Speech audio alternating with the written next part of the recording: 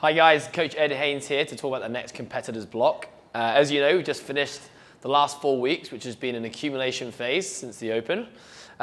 Basically, what I want you guys to think about is this is now just a continuation on from that phase. So it's not a complete rejigging or a massive facelift from the last 4 weeks.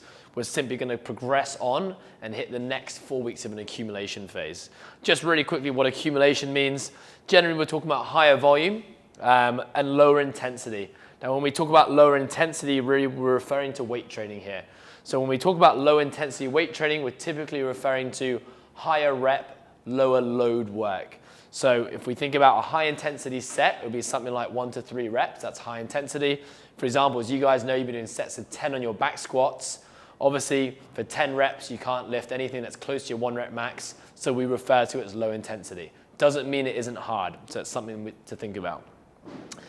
So I've mapped out our week here. I'm going to talk about each day and how we're progressing on from the last block. So the first day, of course, is a Monday. We're still really working at snatch consistency here. We're not maxing out. That's not the idea at the moment, although we're going to throw a little tester in your 4th week. We're looking at making sure we're getting consistency, especially with a squat snatch every week at sub-maximal loads. Squat intensification just means we're going slightly heavier from the last block. Still with a priority and a focus on single leg work and knee flexion posterior chain. So you guys have seen the introduction of a banded glute ham raise. The idea is to build some volume through that work. Lastly, you're going to keep on slamming, bending work on the GHD, as well as building a strong core. Tuesdays, it's still traditionally our aerobic day. We're progressing that now, so we're moving away from just single modality cyclical work on the assault bike, and you're now going to see a progression into mixed modal work. So how that looks at the moment is you're going to do a segment on the assault bike based upon all the times that you've been doing or all the paces you've been doing in the last 4 weeks, and then moving into a mixed modal piece. The idea is pre-fatiguing the aerobic system somewhat and then having to execute a variation of different movements under a bit of fatigue.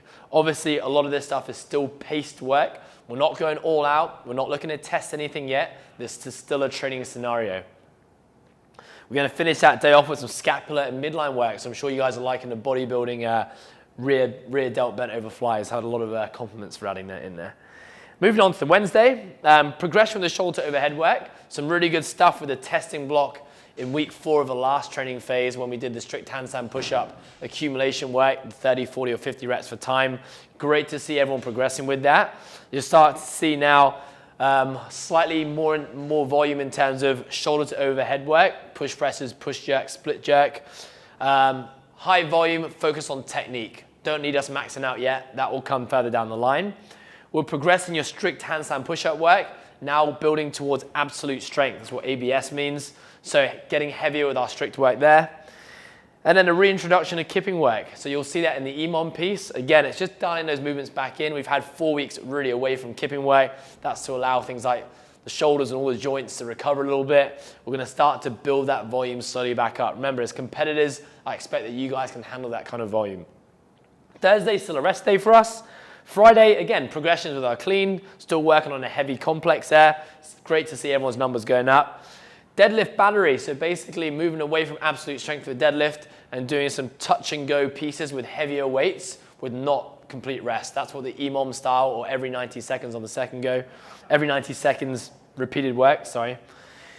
And then you're going to see some mixed modal aerobic development. So with that, basically working longer durations of continual work, starting to see the barbell come back into our mixed modal pieces with things like touch and go hang cleans, touch and go power cleans, touch and go deadlifts, coupled with some low volume kipping work. Not a whole deal of it yet. It's just to take what we're doing on a what day is it?